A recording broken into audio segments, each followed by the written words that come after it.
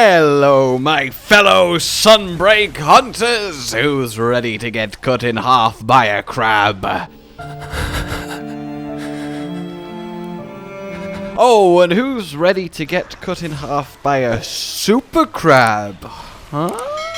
Well, today I want to posit something that I think is high up there on the list of likelihoods for Sunbreak, and it's to do with Apex monsters, Deviants, new monsters, returning monsters, all bundled up in a package of the fresh faces that we're going to wear the skin of in Sunbreak. So first of all, let's actually have a little nod towards our Shogun Ceanataur friend here.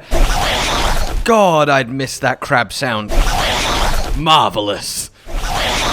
He is very, very quick in his intro, and from the looks of things, all three of his shells seem to be present. You see, Shogun, like any good hermit crab, is very good at moving homes, and he has a mystery monster skull that he likes, which can be broken for a rare drop, but when he goes underground, he leaves behind, or at least happens to go underground near a more conch-looking shell, the sort of twirly effect that he also wears, and then when he rises back up, and whether he's left his conch shell there as a decoy, I don't know, or maybe he just can really quick switch underground now, but in any case, when he's about to murder our poor Royal Ludroth, he does seem to have the iconic Gravios skull poking out from behind him. And, well, isn't that a keyword there? A Gravios skull. Now, by no means does Shogun Ceanataur immediately imply Gravios, because obviously he can exist without him. The shell is a skull, and you can always dig up a skull, you know? And, normally I wouldn't look any further than that, but what is a very conspicuous monster in Rise that we don't have the adult version of? Becerrios. And what would be a good transition to Master Rank than, well, the adult version of Becerrios there in Gravios. That just kind of plays out nicely and ties into Mr. Ceanataur now existing. But that's not specifically what I want to talk about, though I think that's a nice little connection to make and therefore hope for.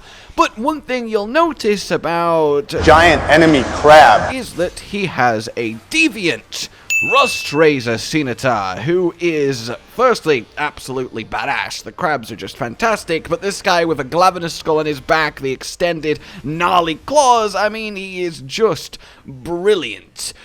But why does that matter? Well, as you know, the Apex monsters in Rise are all essentially Deviant lights. Visually, they all look absolutely badass, but in terms of their moveset, it is kind of like a diet version of their Deviant forms. And it's no accident that every single Apex monster has also a Deviant monster.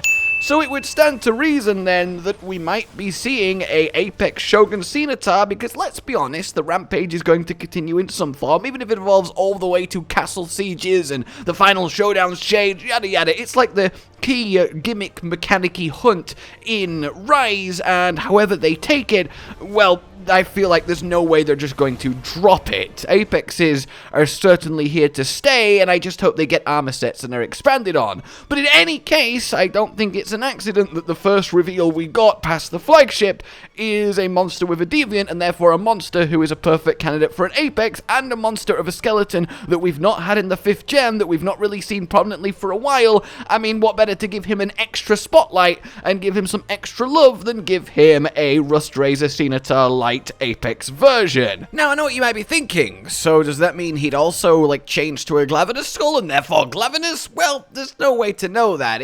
Apex isn't literally one-to-one Deviant, so we could have an entirely different skull, so that's still up in the air. But I also know what else you're thinking. Aha! Just because there is a Deviant doesn't mean there's going to be an Apex. Look at these guys! One of these is really not like the others. Help me. They don't have Apex versions, yet they're in Rise. They are the three that missed out, Tigrex, Nagakuga, and Lagombi. They didn't get a Grimclaw-esque, a Silverwind-esque, or a Snow Baron-esque edition. Though I think Shogun Ceanataur helps point the direction that they might actually get upgraded to Apexes to fill out the Apex roster come Sunbreak. Even if we imagine that we'll get double the amount of Apexes, another 6, which is reasonable, these can already be 3 of them with Shogun 4, and then we'll get 2 more monsters Apexified, and we'll get to that bit later. But why do I think Shogun points towards these 3? Well, Shogun Ceanataur is a monster with bleed. And we don't have the bleed status currently in Rise. Presumably then, with Shogun Ceanataur making his debut, well, he is going to be applying bleed to you, as annoying as it is. And you know who else applies bleed? Well, Silver Wind Nagakuga. And, well, you know what we could get then? A Apex Nagakuga modeled on Silverwind, as they all are modeled on Deviants, and he can bleed you. That kind of fits really nicely to me. So, yeah, I'm kind of thinking good things for these 3 guys, especially Nagakuga. But let's take this to its ultimate conclusion then, and I really do need to see Snow Baron Lagombi throwing an absolutely massive fuck-off snowball at a castle gate. Where he's got the snow from, it doesn't matter. I need to witness this. In any case, let's take this then to its ultimate conclusion. There are 8 monsters with deviants that are not in Rise, and it stands to reason on trends, on what makes sense for saving dev time, on smart development. Let's be honest, using a monster that already has a deviant to make the Apex easier is a good thing to do, even if it might be a little bit anticlimactic. In all likelihood, if we're going to get at least another 6, so therefore 2 more on top of the 4 I've mentioned, we should get at least 2 of the 8 deviant monsters that currently do not have their base forms in Rise. So let's go through them, shall we, from, I say, most likely to least likely. Daimyo Hermitaur, Stonefist Hermitaur. He is obviously another crab, so filling out the crab roster is good. You could argue we don't need more than 1, or if we do get more than 1, it should be a new crab. And don't get me wrong, Arachnokadaki type, but for crabs to, you know, really give them that extra member that has something really different from the rest of them would be absolutely fantastic. But there's no denying it'd be easy to shove Daimyo in, and therefore have Apex Daimyo. Then again, the more I talk about this, the more I feel like he should be lower on this list of likelihoods, just because, again, 2 crabs, 2 Apex crabs, they're fairly similar. Yeah, that might not be the most sensible choice, but it's a strong contender. Next up then, Tetsucabra and Drill Tusk Tetsucabra. We have the baby, and so therefore he's another large monster that we really should be getting in this Master Rank expansion to fill out the lower tiers. A adult, actual huntable Tetsucabra. He is fantastic, and the amphibians need to get their remaining members in Tetsucabra and Zamtrios to join our Tetranadon friend. So I think this is a very, very good call. Then, as much as I hate to say it, there is Uragaan and Crystalbeard Uragaan. And look, the Brute Wyverns need adding to in Rise. There's only 2 of them. So, yeah, adding the one that can then be Apexified seems like the sensible choice, as much as I'd really rather not see Uragaan again so soon. Put something like Duramboros in. He's the only Brute Wyvern that's missed out on the 5th gen. And look, it'd make Cotton very, very happy. So, I can see it, I'd believe it, it makes sense simply because of that deviant connection, but Then we have Astalos, Bolt Reaver Astalos, and I mean, look at him. Long